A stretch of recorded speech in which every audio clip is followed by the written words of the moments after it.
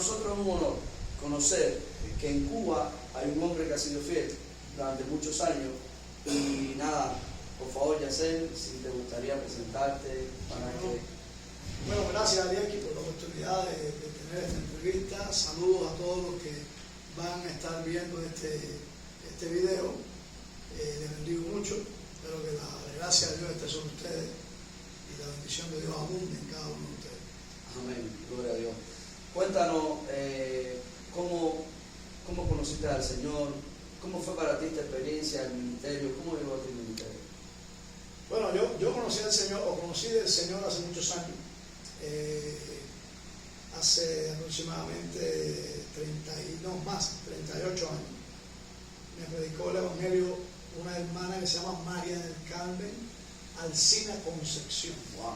Ella está ahora en Miami. Cada vez que nosotros hemos tenido la oportunidad de visitar allí, vamos a su casa, compartimos con el esposo, somos amigos. Pero allí me acuerdo en una guagua, me encontré una guagua. Y ahí estuvimos hablando. Entonces el cuento puede ser muy largo, pero el asunto es que ella me predicó el Evangelio. Wow, en una boda. No, en realidad me invitó a ir a un parque donde pudiéramos hablar, y allí ella por primera vez me habló de Jesucristo. Te anuncia el Evangelio en un parque. En un parque. Wow. Y por primera vez experimenté lo que era la unción. Porque ya había tenido inquietud acerca de Dios. Y tenía un Nuevo Testamento. Iba a la iglesia católica. Fui a una iglesia católica, que era lo que yo conocía, ¿no? Y de hecho el que me da el Nuevo Testamento era un católico, que a su manera, él me habló de Cristo, a su manera. Entonces yo me intereso y empiezo a leer el Nuevo Testamento y voy a la iglesia católica, pero realmente me sentí muy decepcionado de lo que vi allí, porque no encontré algo genuino, ni se parecía a lo que yo estaba leyendo en la Biblia. Wow. Y me olvidé, empecé a dejar de ir, y entonces en eso conozco a María del Carmen Alcina. Ella me predica y es la primera vez que yo conozco lo que es la unción. Wow. Pero cuando ella predicaba, me hablaba, personalmente ya tenía algo que era diferente. Era impresionante. Tenía un espíritu superior. Era impresionante. Sinceramente, era impresionante. No sé ni cómo explicarte, pero era una palabra muy poderosa. Y yo me acuerdo que se me aguaron los ojos. Entonces ya impactado por el poder. Y por el poder, que yo no sabía en ese momento que era el poder. Wow. No tenía ni idea. Ella me invita a la Liga Evangélica, que fue la primera iglesia que yo fui. Y allí, cuando yo entré, me di cuenta que yo dije, había más. Aquí hay algo que es lo que yo estaba buscando. Wow. Y después de la Liga Evangélica, vine aquí al Diezmero con el reverendo Héctor Junter, y fue la primera vez que hice profesión de fe. Wow. Porque él estaba predicando, estaba cantando. Me acuerdo que ese día estaba predicando Marisol Muñoz, que fue después la que fue mi pastor aquí en Rocafort. Y entonces cuando hicieron el llamado, yo casi fui empujado. Pero ahí fue la primera vez que yo acepté a Cristo. Me acuerdo que me dolía la cabeza y fue la primera vez. Wow. Esa fue mi primera experiencia, o sea, la primera vez que di el paso del Señor. Maravilloso. Ahora, ¿cuándo y cómo sintió el llamado a pastorear, a ministerio? Bueno, pastoreal fue hace 13 años, pero al ministerio yo me convierto al Señor. Cuando ya realmente yo me rindo al Señor, yo tenía un sentido ministerial en mi vida. De alguna manera yo no podía explicarlo, no podía ponerlo en palabras, pero yo sentía que había un propósito de Dios con mi vida. Amén. Eso era lo que yo sentía, que realmente Dios ahora yo lo puedo explicar mejor, pero en aquel momento yo era una sensación. Entonces, cuando ya yo me rindo al Señor, después que me predican el Evangelio, pasaron unos años, y yo pasé el servicio militar, y ya cuando yo me entrego al Señor, cada vez, en ese tiempo, se fue haciendo más claro para mí que Dios tenía un llamado. Wow. En mi vida, porque yo veía lo que yo podía hacer. Ibas entendiendo, ibas captando la esencia. Iba captando. Entonces, cuando yo me convierto, ya de verdad que me entrego, inmediatamente me ponen a dirigir el grupo de alabanza. Wow. Eso fue ya entregándome de verdad, y a los pocos días me ponen a dirigir el grupo de alabanza. Y me acuerdo que el primer día que yo dirigí el grupo de alabanza, estaba desafinado, yo nunca había cantado. Y entonces lo que gritaba mucho, porque mi papá siempre me dijo una vez, cuando tú tengas un grupo, si no afina, canta alto, para que por lo menos la gente diga, como grita. Esa era la mentalidad. Y entonces yo me acuerdo, pero inmediatamente que yo me paré ahí, se movió algo en la iglesia. Sí. Algo se movió en el ¿Sentiste cómo la atmósfera cambió? La atmósfera. Ya para el segundo momento, la segunda oportunidad de dirigir alabanza, ya yo afinaba. Wow, impresionante. Impresionante. Y a partir de ese momento, Dios empezó a armar el grupo de alabanza de Rocafort, de la iglesia de Rocafort, de la Asamblea de Dios, que se hizo famoso. Porque había una presencia de Dios. Esa fue mi primera experiencia ministerial. Luego me llamaron a ser diácono de la iglesia. Luego me dieron la oportunidad de predicar la primera vez. Y honestamente, cuando prediqué la primera vez, era como si hubiera predicado toda la vida. Sí, wow. Esa fue la primera vez. Claro, que me aprendí la predicación de memoria. Y entonces cuando traté de volver a predicar de memoria, fue un desastre. Entonces ya la tercera predicación yo dije, no, esto no sirve así. Y lo que hice fue aprenderme el mensaje y empezar a fluir. Y eso es lo que he hecho 35 años.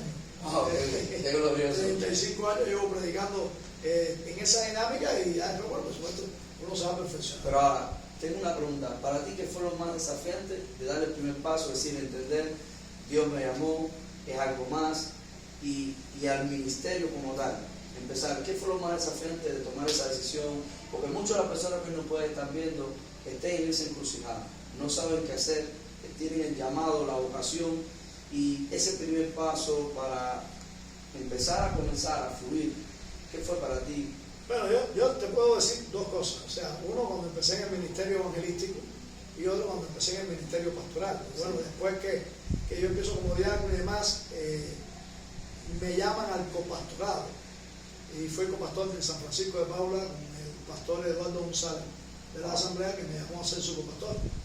Y entonces, yo sinceramente, yo no sé, todo el mundo tiene su desafío, pero yo nunca vi el desafío. Yo tengo que ser sincero. Yo para mí nunca, yo lo que estaba era súper emocionado. Era una oportunidad. Era una oportunidad, yo me lanzaba, no tenía ningún miedo, no tenía nada. Yo sé que todo el mundo no es así. Yo sé que la gente tiene sus versos y demás, no me pasaba a mí. Quizás cuando empecé en el evangelismo, el asunto es tenerme que creer que realmente Dios me había llamado a hacer. Amén. Quizás eso, ¿no? Porque de hecho, y la gente a veces no coopera. La gente a veces no coopera porque yo empezaba a salir a las campañas y salía solo a las campañas. Yo no iba con nadie. Y entonces viraba y eran 500 convertidos, 600 convertidos. ¿En las primeras campañas? Sí, desde que yo empecé a dar campaña, pero era campaña de 2 días, 3 días y de pocos días. Pero un día, Albeni Valdés, que era un ministro fuera de la asamblea y después era de la asamblea y después del evangelio completo, sí, creo que sí. Y entonces él me conoce en la iglesia de su hijo Guillermo Valdés en Madruga. Wow. Y su hijo le dice, invita a este hombre a darte una campaña. Y mi costumbre hasta ese momento, yo salí del copastorado, empezó a dar campaña y yo me daba cuenta, la gente me decía, oye, tú tienes algo de evangelista, amigo. Wow. Y yo empiezo a dar campaña, pero eran de 2 días. Pero este señor, Albeni Valdés, era un hombre de mucha experiencia. Y él me empujó. Cuando yo voy a dar la campaña en su iglesia en Mantilla, porque su hijo le dice, invítalo. Él me invita 3 días y él me dice, ¿por qué no vamos un poco más allá de 3 días? Wow. Vamos a llegar a 7 días. Y esa fue la primera vez que yo crucé la barrera de los 3 días. Wow. Y aquello fue extraordinario. Y él fue el que me dijo, ¿por qué tú no oras por empate? Porque él era como lo que se llama un perro viejo, ¿no? Se sabía todos los trucos. Y sabía lo que había, lo que se estaba moviendo en mí. Y él mismo me empujó, ora por empate. Fue la primera vez que vi empate. Es decir, que esa campaña de 7 días fue la primera vez que yo vi empate. Es decir, las señales, los milagros. No, ya venían, pero los empates nunca había orado. ¡Wow! ¡Qué maravilloso! Y entonces en ese momento empiezan a venir, pero empates, aquello era tremendo. Y él me dice, ¿por qué en vez de 7 días no llegamos a 14 días? Y aquella campaña duró 14 días. A partir de eso se convirtieron posiblemente en ese lugar, en Mantilla, casi unas 200 personas. ¡Wow! ¡Qué poderoso escuchar eso! Pero de ahí pasaron muchas cosas y después vinieron otras campañas de 800 personas, campañas de 300, 500, 600. La campaña más grande fue la que vimos en la zona de Mariel, que contado lo que se montaron, Mariela aquí en, Sí, en la provincia en de la Temisa, provincia de Temisa, que fueron 4.000 personas contadas, las que se contaron. que fueron alcanzadas. Alcanzadas en Wow. 21 días de campaña. Glorioso. Bueno, todo eso, bueno, te estoy haciendo historia, pero bueno, mi desafío fue creerme. Amén. Mi desafío fue decir, oye, ¿verdad que Dios me amó? Yo creo que ese fue el mayor desafío. Eso cuando me lancé al evangelismo, o Dios me empujó a ser evangelista. Luego, cuando el Señor me dice, abre una iglesia en tu barrio, porque esas fueron las palabras que Dios me habló por un pastor. Es decir, el pastorado comienza Hace 13 años. hace 13 años. 13 años. Wow. Ya los que conocen el ministerio, ya yo era un evangelista establecido en Cuba, en la Asamblea de Dios, y me conocía, mucha gente me conocía, etc. Y casi siempre hay un cliché o hay ciertas que dicen, no, si tú eres evangelista no puedes ser pastor. Y si tú eres pastor no puedes ser evangelista. Eso es mentira. Eso no es verdad. Es decir, hoy estamos rompiendo ese tabú. Y el que lo tenga todavía lo puede romper, porque no es verdad. Por supuesto, si tú no tienes unción para ser evangelista, pastor no lo puedes ser. Amén. Pero Dios te puede dar unción para ser evangelista, te puede dar unción para ser pastor. Y te digo esto después de 13 años de pastorear. Wow. Porque ha sido un deleite pastorear. Esa es la verdad. Pero bueno, después de tantos años, de 18 años siendo evangelista, dar el paso al pastorado era un desafío. Fue realmente un desafío. Era un desafío. Pero yo estaba claro de que Dios me estaba mandando. En realidad, cuando tuvimos el local que es mi casa, Sí. y lo tuvimos disponible, no era para hacer una iglesia, era para hacer la escuela que teníamos, que era la escuela de evangelismo, Wow. que se iba a convertir en la escuela sobrenatural. Y ese era el plan, pero en el proceso, El Espíritu tenía otro plan. el Señor me dice, abre una iglesia. Wow. Entonces, ¿cuál fue el desafío para abrir una iglesia? Yo sé que para los que me están oyendo puede sonar un poquito, porque todo el mundo no es igual, pero yo no he tenido grandes desafíos, porque yo ni la pienso. Gloria a Dios. Yo lo que he estado siempre emocionado en ese periodo. Amén. Gloria a Dios. Qué bendición. Y si Dios me manda a hacer algo, yo lo hago. Yo sé que todo el mundo me va, hay gente que tiene otros desafíos. Yo creo que el mayor desafío en ese momento no era yo, sino la gente que estaba conmigo. Y por supuesto la mentalidad de la época que tú no podías ser pastor. Era un contexto diferente. Y claro, incluso todavía hoy hay gente que me dice evangelista y no me dice pastor. Después de 13 años de haber levantado una iglesia con un vivo de la casa, una iglesia que funciona perfectamente. Amén. Pero era la mentalidad. Y gente que trabajó conmigo que dejó de trabajar conmigo, porque creyó que yo me estaba lanzando a hacer una locura. Y como hubo esa pequeña resistencia, pero sinceramente yo era un tanque iba adelante. Amén. Y no me iba a detener. Gloria a Dios. Ese en este caso. Sí. En el caso yo puedo hablar de desafíos ministeriales, pero si la pregunta es en la decisión para lanzarme al ministerio, Sí. no recuerdo otra cosa. A lo mejor se me está quedando algo. En fe se lanzó, le creyó a Dios. Le creía a Dios como evangelista, creerme que era un evangelista, aceptar la identidad de que realmente Dios me había llamado al evangelismo. Y como pastor entender que era el momento. Y como pastor, resistir la resistencia de la gente. Por el contexto, Por el contexto, los años que se vivían. pero nunca tuve miedo lanzarme. Lo hice y ha sido una bendición. Qué bueno. Ahora, cuéntame, ¿cómo es un día típico de tu vida? Como pastor. Bueno, te voy a decir un día regular. Yo no te puedo decir que todos los días sean así, ¿no? Claro. Pero yo trato de tener una rutina, que es mi rutina. Entonces mi rutina es oración, es lectura de la palabra, es trabajo, oración, lectura de la palabra, ejercicio y estudio de inglés. Es decir, que estás activamente el día entero con preparando cada una de las áreas, es decir, lo físico, lo espiritual. Sí, yo trato de ser balanceado. Yo oro, leo la palabra, estudio inglés y ejercicio. Yo trato de hacer ejercicio, pues más o menos, si no bajo de peso, por lo menos no engordo. Entonces, eso es la rutina. Entonces trato de trabajar 4 horas, lo que es trabajo creativo. Yo le llamo trabajo creativo, que sería martes, miércoles y jueves por lo general. Bueno, te repito, esto es lo regular, pero no es que siempre sea así, porque se presentan Las dinámicas. mucha dinámica, hay mucha dinámica. No más o menos yo te estoy diciendo una idea de que cuando yo logro ese día así ideal, hago eso. Ajá. Ahora, para ti, ¿qué ha sido lo más gratificante de pastorear una comunidad, de servir en la comunidad? Ver a la gente cambiar, ver a la gente crecer, ver a la gente tomar dignidad, ver a la gente empoderarse. ¿Y lo más difícil?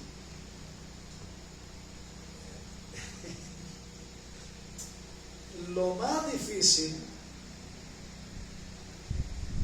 es la miseria de algunas personas.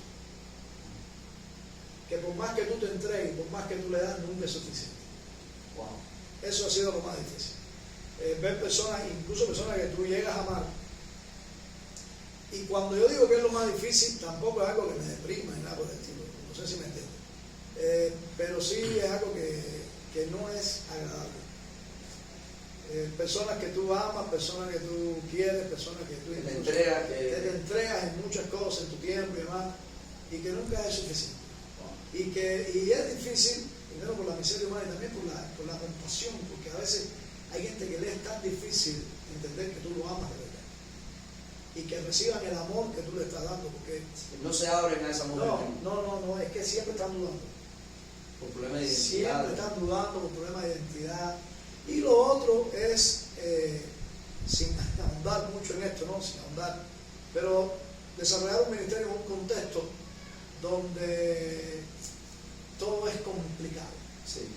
Entonces tú tienes sueño y si te dejaran tú pudieras hacer muchas cosas, pero todo es muy complicado.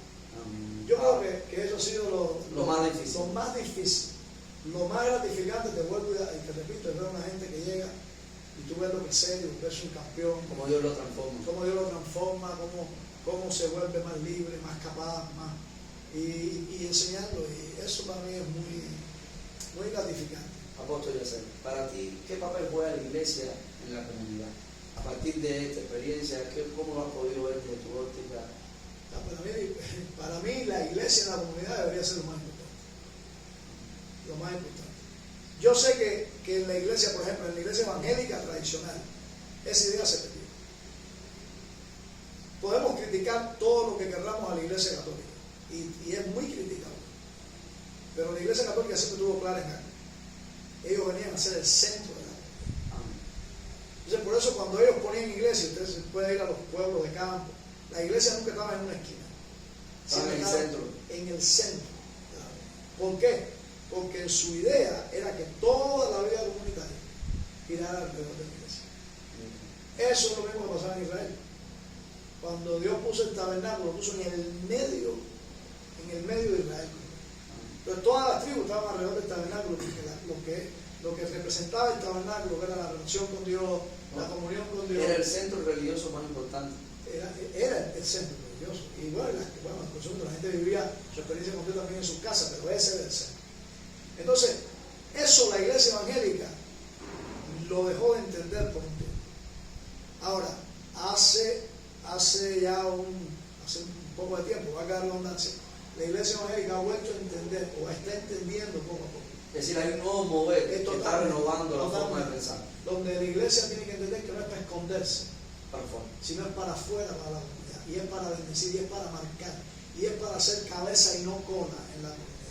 Y es para estar arriba y abajo. Te estoy hablando de esto no porque es teoría, lo vivimos, lo experimentamos. Wow, claro, es difícil que usted pueda proyectar una iglesia así, si primero tu mentalidad no es así. Si tú ahora eres pastor, pero tu mentalidad no ha cambiado, tú vas a hacer una iglesia de acuerdo a tu imagen y semejanza. Wow. Pero cuando tú tienes otra mentalidad, entonces tú empiezas a diseñar, a hacer iglesia de esta manera, que es una iglesia que tenga presencia constante en la comunidad. Nosotros, esto es un testimonio rápido que te voy a dar, antes de abrir la iglesia, arreglamos una clínica. Wow. Eso causó un impacto. Totalmente.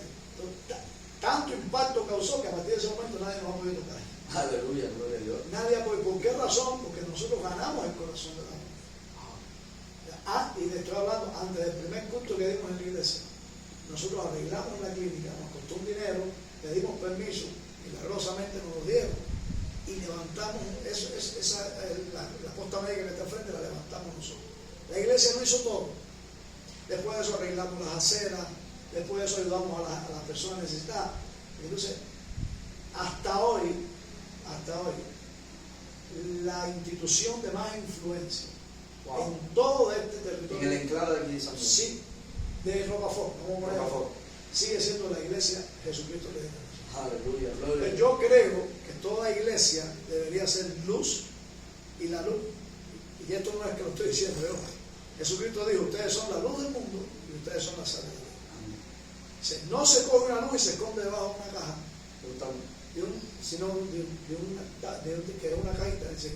sino que se ponen alto. O sea, en otras palabras, Jesús está diciendo, ni siquiera sea tímido. Yo no le estoy llamando a ser tímido, yo estoy llamando a mostrarte. O sea, la iglesia tiene que ser luz y tiene que ser posicionada lo más alto que pueda para que todo el mundo vea la luz que hay en la iglesia. Ahora, apóstol, ¿cómo has visto con el paso de los años el cambio en la iglesia, en la congregación? Es decir, hace 13 años que empezaste en el ministerio pastoral, juntamente con esto, sí, con tu labor evangelística. Ahora, la iglesia, la Grey que estaba presentando, ¿cómo has visto los cambios? Ha sido muy impresionante. Primero, casi toda la iglesia que yo tengo aquí ahora es nacida en casa. Podría decir que es el 85%. Los hijos son nacidos de casa. Casi todos nacidos. Todos. O sea, cuando empezamos no era así. Cuando empezamos vino mucha gente de otros lugares que nos ayudaron a hacer la iglesia al principio. Personas que venían buscando otra cosa y algunos la encontraron y otros no.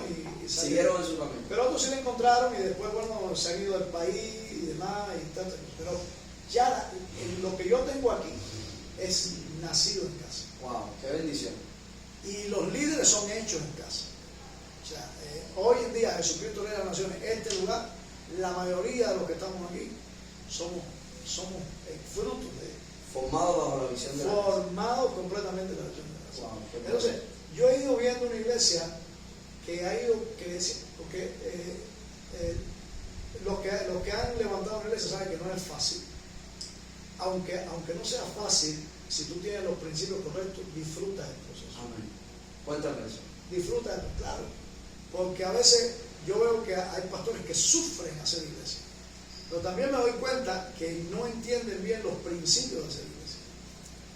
Pero cuando tú entiendes los principios de hacer iglesia, tú vas poniendo los principios en su lugar y los principios trabajan solos. Y uno de los principios es que el pastor tiene que hacer lo que le toca y dejar que Dios haga lo que le toca hacer. Amén, está bueno eso. O sea, a veces tú ves que hay pastores que por falta de entrenamiento, por lo que sea, ellos tratan de hacer lo que el Espíritu Santo tiene que hacer. Y terminan agotados porque evidentemente ellos no pueden hacer lo que el Espíritu Santo. Se cansan. Pero evidentemente, porque ellos el pastor tiene que hacer su trabajo. Y te digo, en este proceso han habido momentos en que yo veo que las cosas se empiezan a desordenar. ¿Y cuál es la tendencia que uno tiene? Aplicar el brazo de Dios.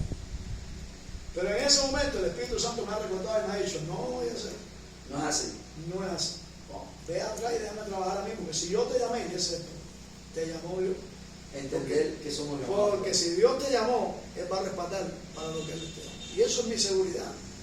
Y eso es lo que ha pasado constantemente. Ha habido momentos de crisis, que no han sido muchas, pero ha habido momentos de crisis.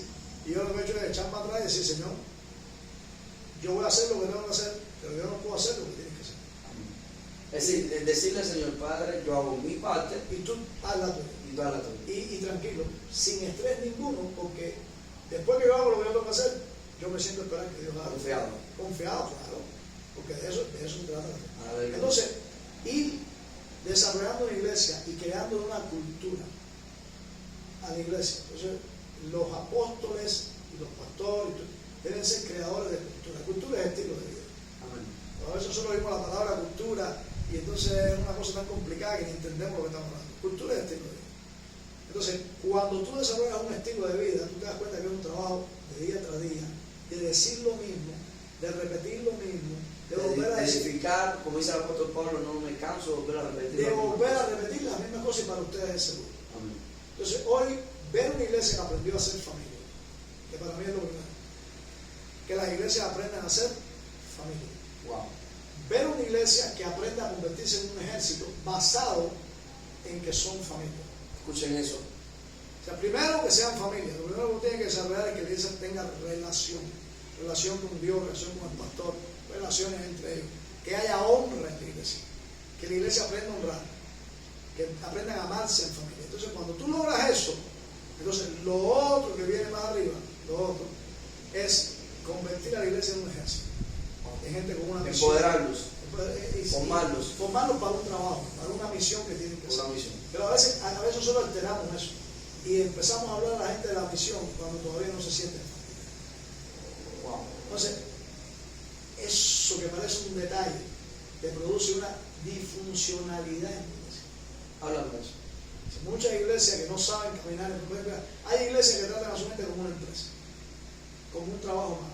Los números son lo más importante. Lo que tú puedes hacer es lo más importante. Lo que tú eres capaz de aportar a esta iglesia es lo más importante. No tú, sino lo que tú eres capaz de aportar. Entonces, ese es el modelo que se aplica en muchos lugares. Aquí es el modelo familiar. Tú eres más importante de lo que tú puedes hacer. Wow, háblame de eso. A mí me importa más que tú realmente te desarrolles como persona y te sientas bien y que todo lo que hagas aquí lo hagas voluntariamente y en libertad, que puedas producir algo, pero producir algo en un ambiente de obrero y de esclavo. Ahora, los que me están oyendo que no me entiendan más, por supuesto que somos obreros de Cristo, por supuesto que somos siervos de Cristo.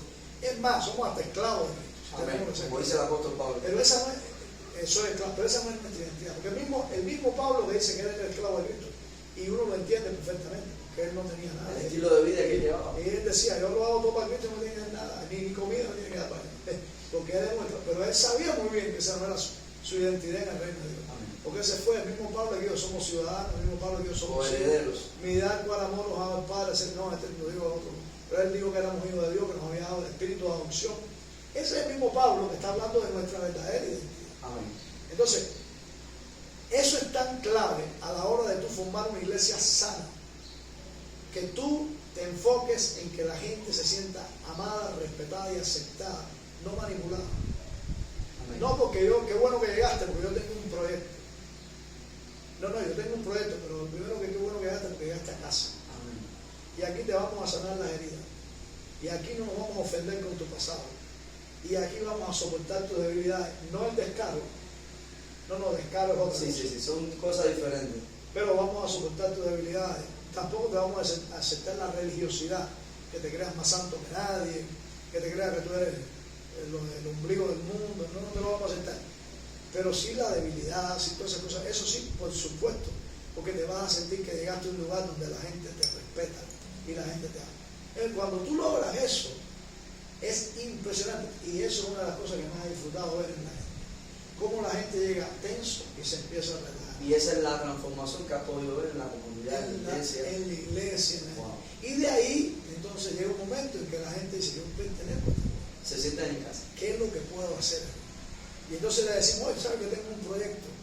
Pero es un proyecto para una familia. Amén. Mi padre espiritual, Dave, suele decir que su padre espiritual, que ya está en el cielo, él decía esto siempre. Hijo, le decía, hijo, no sé cómo describirte el reino, pero solo te puedo decir que el reino pero solo puedo decirte esto, el reino solamente le puede ser confiado a una familia. Wow, glorioso. Es un diseño de familia. Uno puede tener obreros, uno puede tener gente, pero yo no. Hay un texto donde Jesús dice a los discípulos, ya no les llamaré más siervos, les voy a llamar amigos. Entonces, él ahí está hablando de otra dimensión. De una dimensión donde la gente no trabaja por salario. Wow, por amor. Ni trabaja por un sentido de familiaridad. O sea, cuando el hijo sirve al padre, no sirve por lo que el padre le puede dar. Es que yo quiero que mi padre se sienta bien. Tiene pasión y compasión por lo que hace. Y tiene identidad y tiene pertenencia. Y hay un fruto. Y hay un fruto. Y por supuesto, lógicamente, el hijo le pertenece todo lo que el padre tiene. Pero eso no es lo primero. Nosotros tenemos que aprender a levantar iglesias y a criar iglesias, donde lo más importante no sea que yo esté recibiendo un beneficio. Un beneficio. Sino iglesias donde la gente aprenda a hacer las cosas con un espíritu alto. Y aprenda a hacer las cosas por amor y por un problema de que esto esto es de todos nosotros. Amén. Eso tiene que ver con el espíritu de familia. Entonces, por supuesto, después de eso viene la bendición, porque Dios bendice. Y viene fruto, y Dios bendice a la gente que le sirve. Pero, ¿cómo decir? Los pasticos tienen que estar en orden, ¿no? Amén. Todas las cosas tienen que estar en orden. Lo primero, lo segundo, y no quiero ser demasiado profundo, lo tercero, lo tercero, pero es así. Ajá. Bueno, apóstol, cuéntame, ¿qué hace la Iglesia Jesucristo Rey de las Naciones con referente a la comunidad? ¿Tiene algún proyecto, impacto a la comunidad?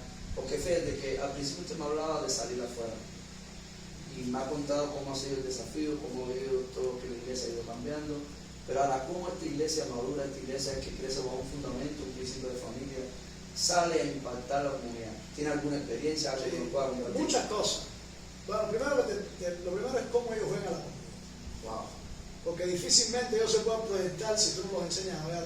Una de las primeras, lo primero que yo le enseñé, no me diga más inconverso, ni me diga más mundano. Wow. A ver, yo sé que las palabras están bien usadas. Mundano es algo que tiene una vida mundana, inconverso es alguien que no se ha convertido. Pero los que conocen el mundo cristiano saben que ya esas palabras no significan eso, es algo despectivo, es algo que promueve discriminación, que separa, que es que tú eres esto y yo soy lo otro. La mayoría de la gente no tiene la madurez para manejar eso. Wow. Entonces yo les empecé a decir, no es ellos y nosotros, somos nosotros. Amén. No es inconverso, sabemos que son inconversos, sabemos que son mundanos, pero no le vamos a llamar así. Y lo vamos a ver de otra manera. Y les empecé a enseñar, por ejemplo, aquí se moría alguien en la cuadra, y yo le decía, hoy no se canta alabanza. Y todo el mundo, hermano, que el diablo sufra. Y todas esas cosas estupideces que las heredamos Entonces lo que hacemos es impactar la comunidad con un momento de siendo solemne, pero con la nosotros familia, comprometemos. Si yo tengo aquí 365 días al año para dar culto, la gente no se muere todos los días. Pero que además de que yo le estoy dando un mensaje a la comunidad, yo estoy enseñando a mi iglesia a ser sensible. Y respeta los valores de los demás. Pero respeta el dolor de la gente. Voy a hacer una fiesta yo cuando se le murió un familiar, no.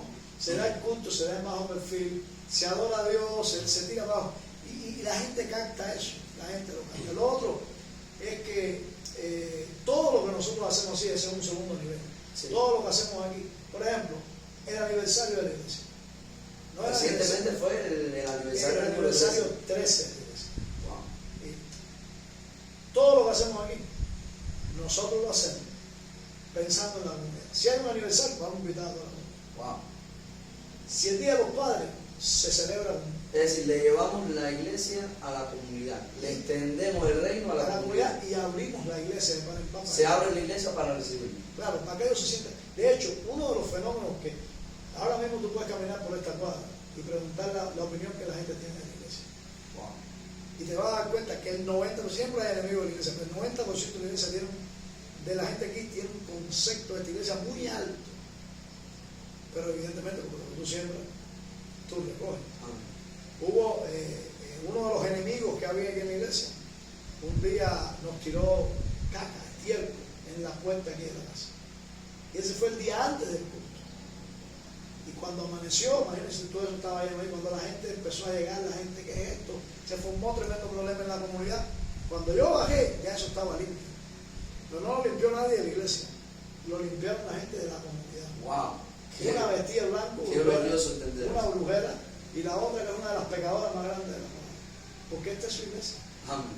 Porque de alguna manera ellos sienten una identidad con esta iglesia. Se identifican con una iglesia que va más allá de un rito, una tradición y una liturgia. Y no una iglesia que funciona para ellos, porque eso es lo que capta la gente. Y nosotros pensamos que la gente son estúpidos, la gente no son estúpidos. Cuando la iglesia funciona para ellos, esto es nosotros y ellos. No, esto es nosotros para ti. Es decir, que lo incluye. Incluimos a la comunidad. Constantemente ayudamos a gente a que coma, que no tiene comida, le damos agua, que esa es la otra. O sea, lo otro es que todos los eventos que hacemos tratamos que sean inclusivos para la gente. Pero lo tercero es hacer cosas prácticas y efectivas. Y te puedo dar la lista de lo que hemos hecho. Arreglamos la clínica, arreglamos la bodega, arreglamos la escuela de los niños, arreglamos las aceras. ¿A día de hoy qué hacen? En el día de hoy tenemos un filtro. Wow. Y con eso le damos agua filtrada a la comunidad. Y es gratis. Wow. Y la gente viene, cada 2 veces a la semana, hace una cola enorme ahí, la gente viene con sus hijos, le damos 10 litros por persona y las personas toman agua. Eso es una de las cosas que hacemos. Lo otro es que seguimos ayudando a las personas vulnerables que tienen necesidad de comida y estas cosas. Y va en incremento. Wow. Hemos pintado casas, hemos hecho todo, bueno, es lo que estamos haciendo. Ahora, en estos tiempos de crisis, personal, de la sociedad, del entorno, ¿cómo ha mantenido usted su fe? Bueno, no sé, ¿cómo decir? Yo creo que la fe la mantiene la relación con Dios y la palabra de Dios. O sea, mirar a Cristo es lo que te hace mantener. Mirar a Cristo, tú puedes decir que significa esto que estoy diciendo. Mirar a Cristo es mantener tu comunión, mantener la lectura de la palabra en medio de todo lo que rodea. Porque este es un mundo diseñado para golpearte la fe. Y más las situaciones que nosotros estamos viviendo. Pero en medio de todo eso,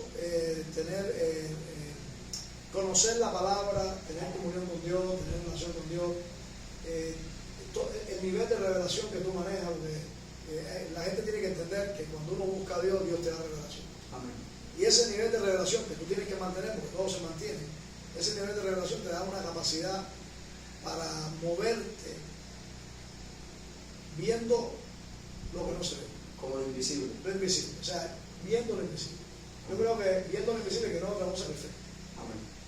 Porque la Biblia dice que la fe es la convicción de lo que no se ve. ¿Cómo tú mantienes la fe?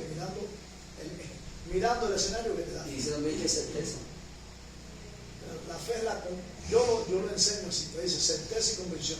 Pero yo lo vi al revés para enseñarlo, lo que es la fe es la convicción de lo que no se ve que produce certeza. Wow, está bueno eso. Porque tú tienes certeza porque estás convencido.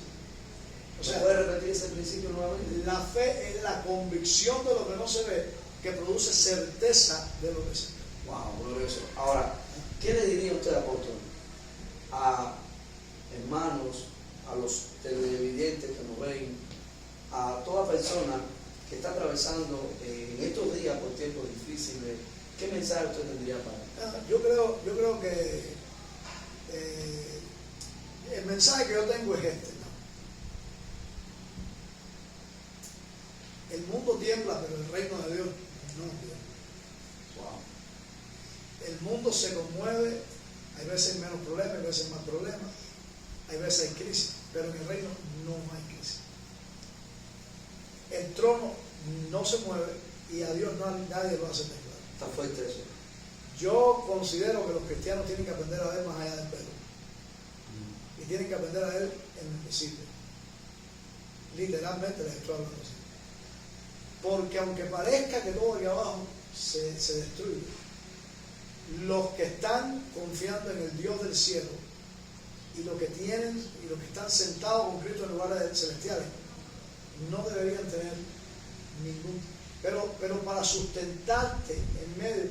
A ver, ¿qué es lo que dice la Biblia de Moisés? Dice que Moisés se sostuvo como viendo El invisible.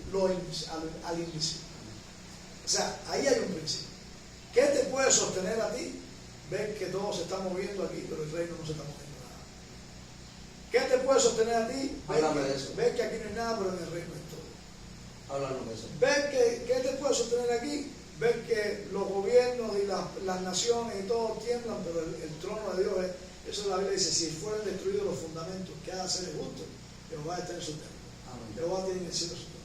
O sea, ver que aquí hay peligro, pero tú estás rodeado de ángeles. ¿Por qué Eliseo no temblaba? Porque él veía lo invisible. Y te puedo narrar toda la Biblia, porque todo es lo mismo. Es el principio de la fe que te hace estar estable en medio de todo lo que se mueve. Porque la fe está basada en un reino inconmovible. O sea, si tú tienes convicción de un reino inconmovible, tú vas a ser inconmovible. Pero si tus ojos y todo está basado en un reino que se mueve, que hoy hay prosperidad y mañana no lo hay, que hoy la cosa está bien y mañana no está bien, que hoy hay rumores de guerra y mañana no hay rumores de guerra, tú te vas a mover con ese, porque es un reino, porque tu corazón está fundado en un reino movible. Wow. Impresionante eso. Pero si tú estás mirando el reino inconmovible, y esto, yo no quiero sonar demasiado espiritual, pero es bíblico. Pablo decía, miren las cosas de arriba, miren las que no se ven, no miren las que se ven. Dice, todo esto es temporal, todas estas cosas pasan. Eso es básico. Entonces, a veces el ABC no lo estamos manejando. Y entonces viene este problema, hay esta escasez, y empezamos a ser conmovidos. Pero los hombres y las mujeres que aprenden a ver lo invisible se dan cuenta de que No hay pan, pero para nosotros siempre va a haber. Amén. Gloria a Dios. No hay aceite, pero para nosotros siempre va a haber aceite. Gloria a Dios. Porque la viuda aquella que llegó al profeta y le dijo, hazme que no va a faltar el aceite y no va a faltar el pan. Dice, dame todo lo que tienes. Dame una Todo torta. lo que tiene, dame una torta.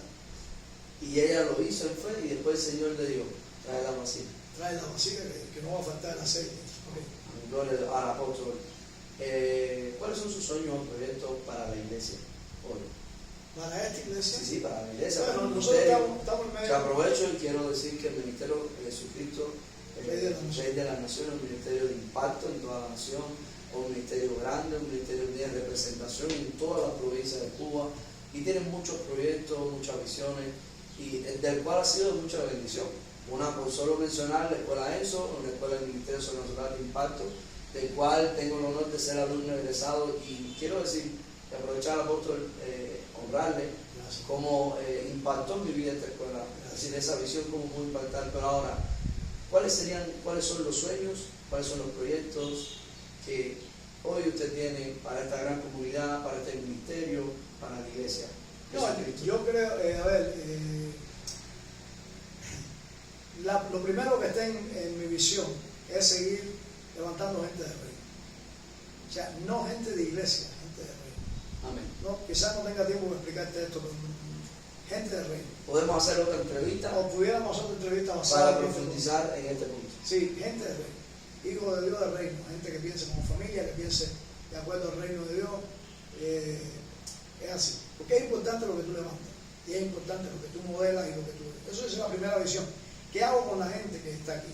¿Cuál es mi visión para la gente que está aquí? ¿En qué los convierto? Son las salvas, sí, están salvas, pero además de que están salvas, Hay algo más. ¿cómo los construyo? ¿De acuerdo a qué? ¿A lo de abajo o a arriba? Wow. Háblame de eso. ¿Cómo los hago? ¿Parecido a Cristo o de acuerdo al modelo celestial o de acuerdo al modelo terrenal? Entonces, gente de reino, gente que piense, que tenga una mente de reino, que tenga sentimientos de acuerdo a las cosas de arriba, que se mueva convencido.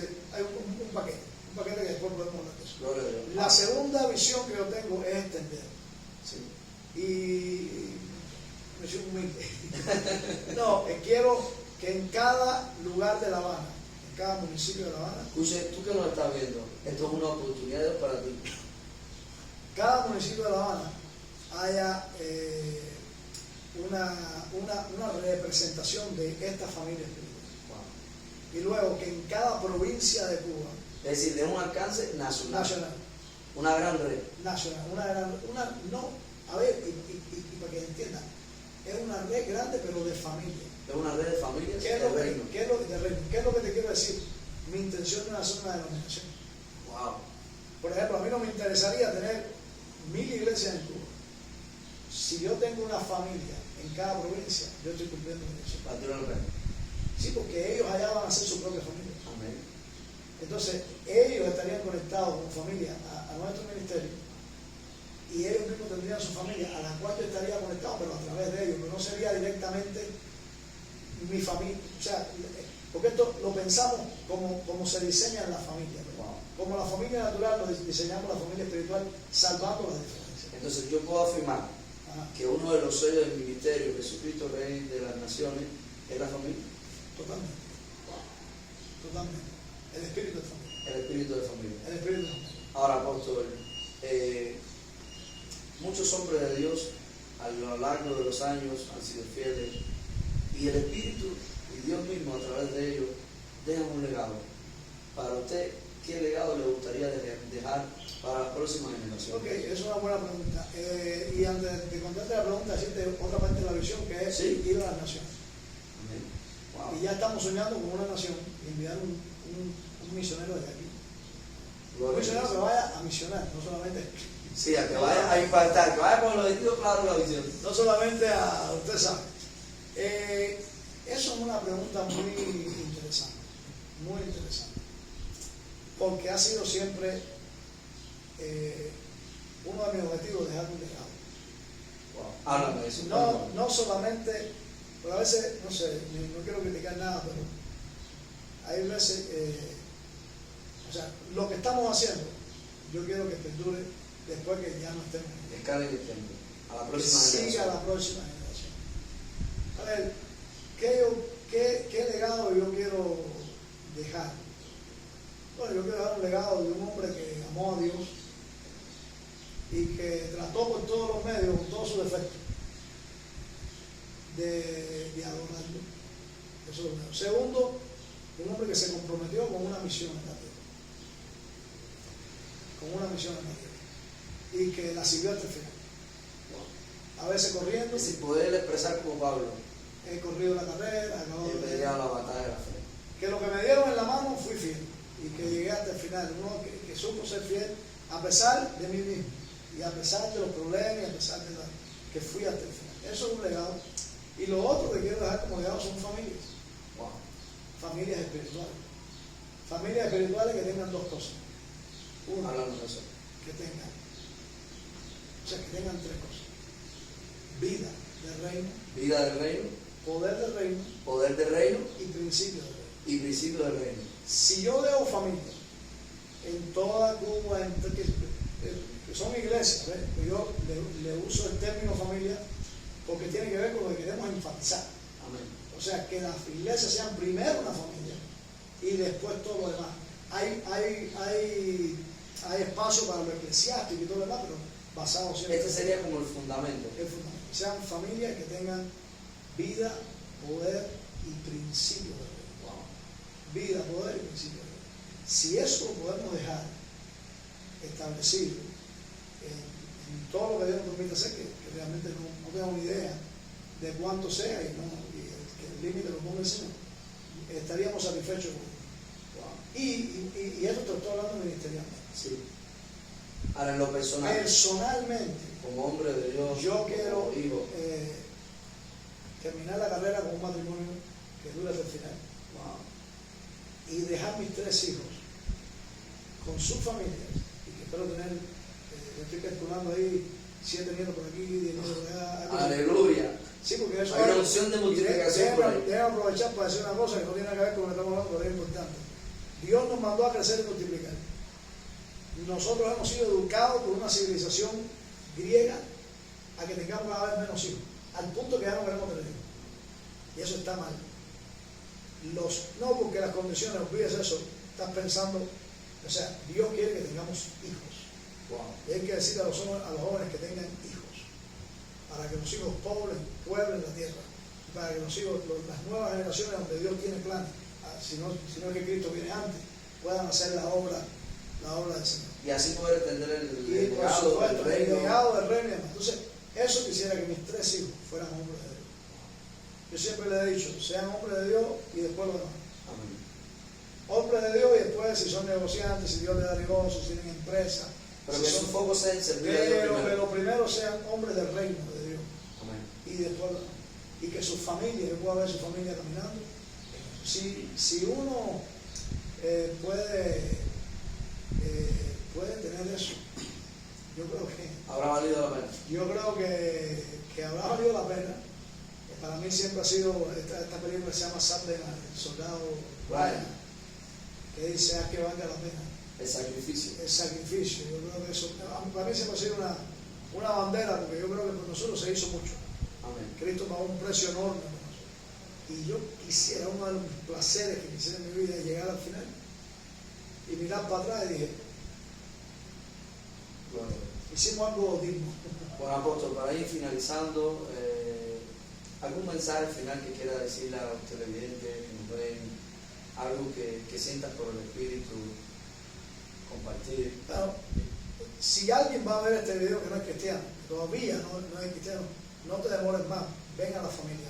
Dios te está esperando, el Padre te está esperando. Más que una iglesia, no sé cuál es el pensamiento que tengas de iglesia tradicional, pero Dios quiere que seas parte de su familia, Dios quiere que seas hijo de Dios. Amén. Escucha bien eso. Es decir, si estás oyéndome y todavía no eres cristiano, eso es para ti. Y si eres cristiano,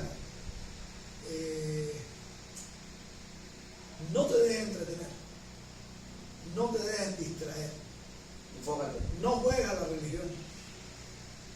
Es una pena que Dios nos haya puesto en su familia y nos haya puesto en el negocio, en la aventura, si me permiten la palabra, más emocionante de todas, Wow, qué fuerte está eso. Más emocionante de todas, y que a veces nosotros tenemos En trivialidad de la vida. en cosas vanas, en cosas así. Entonces, esta es mi sugerencia para ti. Enfócate, quítate todo peso de pecado, quítate toda distracción de arriba. Quítate, Dios quiere que tú disfrutes la vida, pero donde más se disfruta la vida es haciendo su voluntad. Wow. Entonces, ese es mi consejo para ti. Mi otro consejo, actualízate. Nunca te quedes atrás en lo que Dios dijo. Trata de traer al presente lo que Dios dijo, no lo que dijeron los hombres, lo que Dios dijo, pero procura captar lo que Dios está diciendo. Vivir el hoy de Dios. El hoy de Dios. Porque si no, no puede ser protagonista. Porque Dios ama a todos sus hijos, pero los que son protagonistas son los que entienden la voz de Dios hoy, los que dicen, los que saben donde Dios está trabajando. Amén. Y entonces se ponen a trabajar con lo que Dios está haciendo. Entonces, esos son mis sugerencias a los que me están viendo. Bueno, gracias Paz para todos. Este ha sido su programa, 7 minutos de impacto. Y en la entrevista a nuestro amado y amigo en la foto, Yacer Serrano. Apóstol, gracias por el tiempo, gracias por la oportunidad.